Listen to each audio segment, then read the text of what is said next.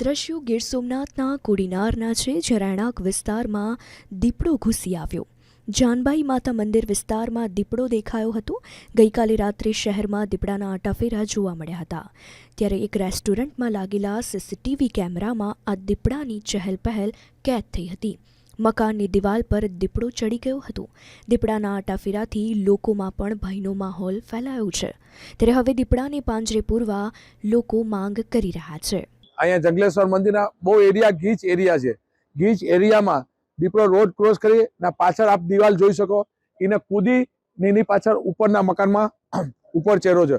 એટલે આપણે જંગલ ખાતાને એવું કહેવા માંગીએ છીએ કે આ દીપડાને વહેલી તકે કે જે રસ્તા ઉપરથી પાછળ એ પણ સૌથી મોટી સોસાયટીઓ છે, કારણ કે એને પાર કરતો અહીંયા આવ્યો હશે એટલે પબ્લિકને રાતના જાનહાનિ ન થાય એની પહેલા આ દીપડાને રેસ્ક્યુ કરીને પકડી લે એવી અમારા કોડીનાર નગરપાલિકા અને શહેર તરફથી અપીલ કરીએ છીએ।